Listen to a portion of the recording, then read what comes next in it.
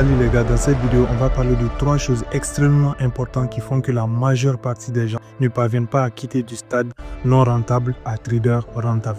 À la fin de cette vidéo, tu verras que la rentabilité en trading ne dépend pas uniquement que de la stratégie, mais plutôt de l'ensemble de tous ces éléments que tu utilises de façon synchronisée et disciplinée. Commençons par le premier point qui est de trader avec un avantage statistique.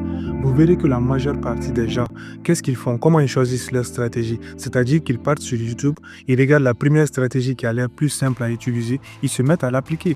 Et vous verrez que dans la majeure partie des cas, le premier, le deuxième et même le troisième trade sera gagnant. Et psychologiquement, vous aurez tendance à croire que cette stratégie est rentable sur du long terme, sauf que vous l'avez testé que sur du court terme. Et maintenant, le fait d'avoir vu que cette stratégie a été profitable sur du court terme, vous aurez tendance à croire que vous tradez avec une stratégie qui a un avantage réel sur le marché. C'est quoi une stratégie avec un avantage réel? C'est-à-dire qu'une stratégie qui marche très bien dans une tendance haussière ne va pas forcément marcher de la même manière, avoir le même taux de réussite quand on rentrera dans une zone de range. Pareil, une stratégie qui marche très bien dans une tendance baissière ne va pas forcément marcher de la même manière dans une zone de consolidation. Il y a certaines conditions du marché où votre stratégie aura tendance à perdre son avantage statistique. Donc en gros, tout ce que vous devez retenir, c'est que vous devrez trader avec une stratégie qui a un edge, c'est-à-dire un avantage statistique sur du long terme. Et comment savoir que la stratégie qu'on utilise a un avantage sur du long terme? Il n'y a qu'une seule façon de le savoir, c'est en backtestant. Il faut backtester sur plusieurs échantillons de trade et en fonction de ça, vous allez récolter le maximum de données sur votre système de trading.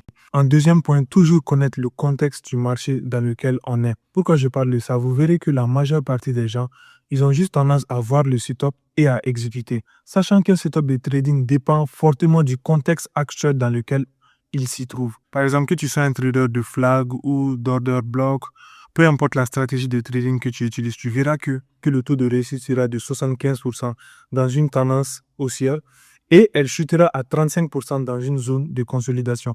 Mais si tu te limites uniquement qu'à voir le setup et à exécuter, tu vas en quelque sorte diluer ton edge. C'est-à-dire que tu mélangeras les bons setups aux mauvais setups, ce qui va faire que à la fin du mois, tu ne finiras pas profitable. Et le troisième et le dernier point qui est la gestion émotionnelle durant le trade. Pourquoi? Parce que vous serez confronté à plusieurs défis émotionnels qui est peut-être de sortir trop tôt d'une position, déplacer votre TP, vouloir se venger, vouloir se rattraper. Il y a tellement de portes d'entrée à vos émotions. Donc, si vous ne les canalisez pas, vous allez voir qu'ils vont interférer avec vos positions, peut-être en cours ou sur du long terme. Et ça ne fait que diluer votre edge sur du long terme. En gros, ce que vous devrez retenir, c'est que avoir un edge, c'est une chose.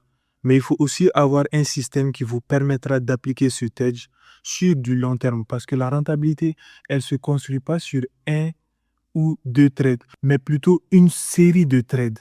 Donc, si vous n'avez pas un système assez puissant qui vous permettra de voir vos émotions en avance, sur du long terme, ça sera très compliqué pour vous de créer une rentabilité stable. Si cette vidéo vous a plu, n'hésitez pas à vous abonner et à lâcher des commentaires, ça fait toujours plaisir.